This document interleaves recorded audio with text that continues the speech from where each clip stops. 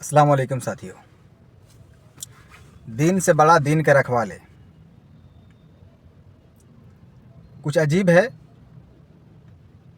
मगर हकीकत है। क्या हम वाकई में मुसलमान हैं या फिर मुसलमान ऐसे होते हैं? मैं एक वाक़या बताता हूँ आपको। हमारे एक साथी जो बंगाल के रहने वाले हैं, वो बेचारे बेंगलोर में कहीं, बेंगलोर से हट के कई मतलब साइड के इलाके में कहीं काम कर रहे हैं। उनसे अभी मिलना हुआ। उन्होंने जो बताया सुनकर अजीब सा लगा।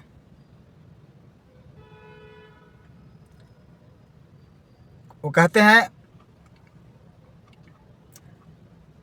कि जहाँ मैं काम करता हूँ वहाँ पे थोड़ी दूर पे एक मस्जिद है। हालांकि वहाँ और दूर दूर तक आबादी बहुत कम है जहाँ पे हैं वो, मगर जहाँ है वहीं थोड़ी दूर पे एक मस्जिद है जहाँ वो बेचारे नमाज़ पढ़ने जाया करते हैं।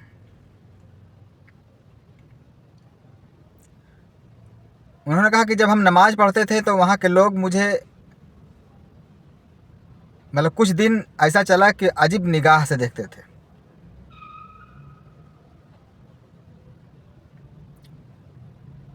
मैं समझ नहीं पा रहा था कि मेरे साथ ऐसा क्यों हो रहा है, या फिर मैं समझता था कि मुझे अजनबी समझकर मुझे लोग ऐसे देख रहे हैं।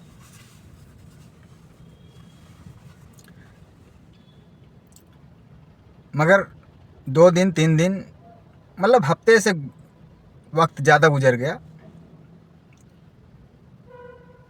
असर की नमाज के वक्त कहा कि मैं असर की नमाज के वक्त मैं खड़ा जब हुआ सफ़ में जमात के साथ नमाज़ पढ़ने के लिए, तो मुक्तदी में से पहले आवाज़ आई जो थे। उन्होंने कहा कि ये साहब जो नमाज़ पढ़ रहे हैं इनको बाहर कर दें आप।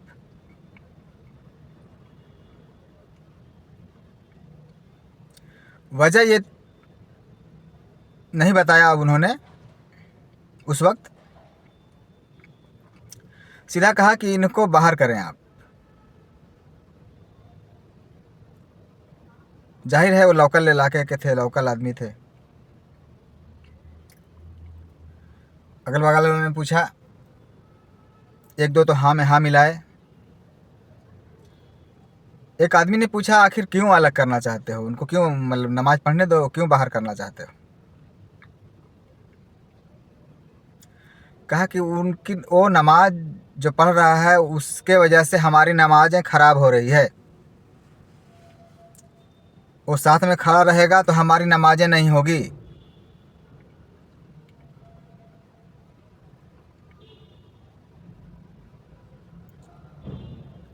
आखिर ऐसा क्या था,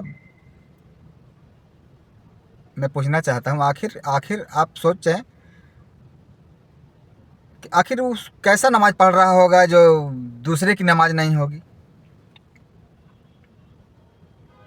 मैंने उनसे पूछा भाई ऐसे कैसे हो सकता है कि भाई आप नमाज़ पढ़ें और आपके वजह से दूसरे की नमाज नहीं होगी।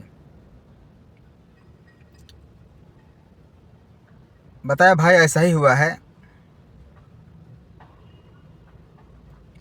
मैं उस वक्त कुछ पूछा नहीं और कुछ समझ नहीं पाया। मैं बाहर चला गया क्योंकि मुझे एहसास हुआ कि हो सकता है शायद मेरे कपड़े, मैं काम करता हूँ जहाँ तो धूल मिट्टी लगी हुई थी। मुझे लगा शायद मेरे कपड़ों की वजह से ये मुझे अलग करना चाह रहे हैं। तो मैं बिना कुछ पूछे बिना कुछ बताए मैं बोला ठीक है भाई आप पढ़ें, मैं बाद में पढ़ लूँगा, और मैं बाहर हो गया। उसी दिन 1 घंटे बाद मगरिब की अजान हुई। मगरिब में मैं फिर शामिल हुआ जमात में। तकबीर हुई, जमात मतलब इमाम के अल्लाह अकबर कहने से पहले फिर वही बंदा कहता है कि आप वापस आ गए।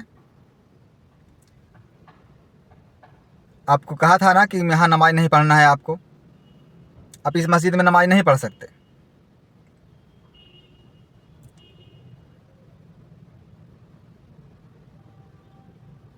हत्ता हद तो ये हो गई, बेचारे ने बड़े ही मतलब वो किस अंदाज में बता रहे थे, वो तड़प रहे थे, रो रहे थे या क्या, मतलब आप ऐसे अंदाज में बता रहे थे कि आपको सुनकर आपका दिल भी आपका ये हो जाएगा, सोचने पर मजबूर हो जाएगा, क्या हम वाकई में ऐसे मुसलमान हैं।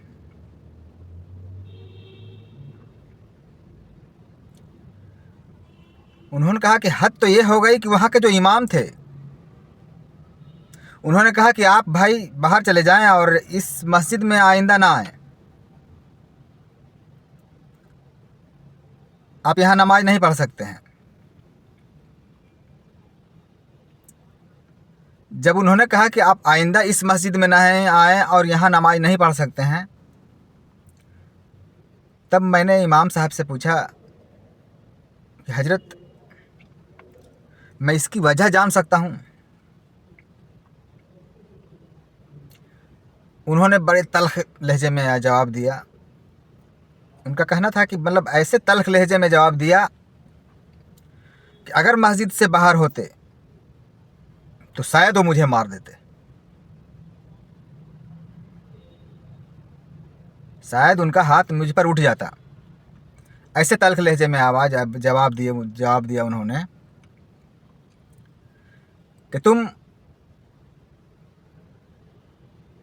सीने पे हाथ बांधते हो, मतलब आप समझ गए होंगे कि सीने पे हाथ कौन बांधता है और किसको तकलीफ थी इस नमाज से।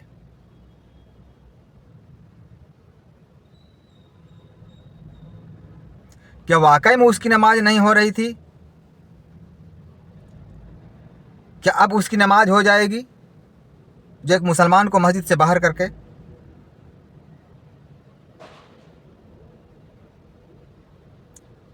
मुसल्ले पे खड़ा बंदा नमाज की नियत करता हुआ करके आप उसे बाहर कर दें, क्या उसकी नमाज हो जाएगी?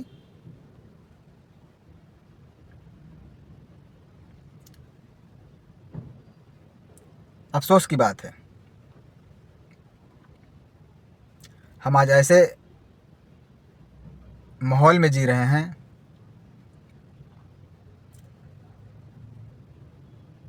हम तो जाहिल हैं, मगर हमने जो मौलवियाँ पाल रखे हैं, हमने जो अपने घर में इमाम रखे हैं,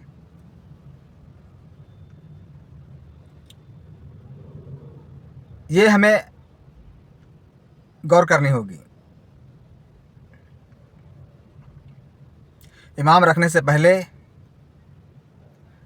हमें ये जानना होगा क्या वाकई में वो इमामत के लायक है, क्या वाकई में वो किसी फतवा देने के लायक हैं।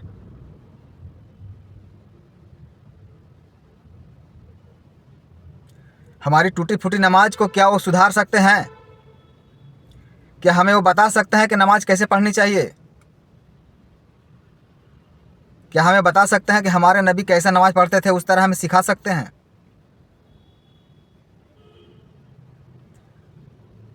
हम ऐसे इमाम को रखें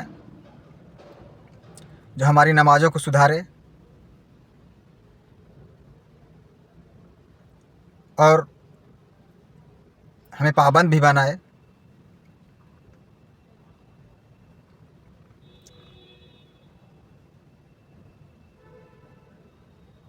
क्योंकि हम अगर आपको मस्जिद में नहीं आने दें, आप मुझे मस्जिद में नहीं आने दें, तो फिर इसको मस्जिद क्यों कह रहे हैं आप? अब क्यों कह रहे हैं कि ये अल्लाह का घर है?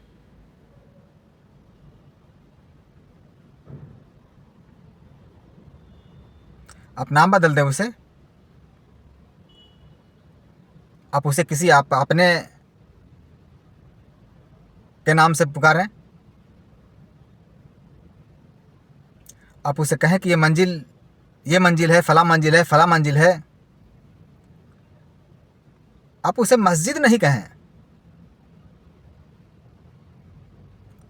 आप नाम इतने बड़े बड़े रखते हैं मस्जिदों के, अबू बकर मस्जिद, मस्जिद उस्मान, मस्जिद नबवी। तो आप जिस तरह से नाम रख रहे हैं, क्या आप उस तरह से उनके सीरत को अपना रहे हैं?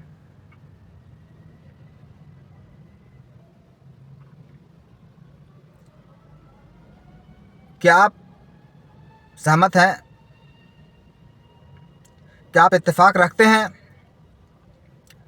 कि उनके साथ जो हुआ वो सही था?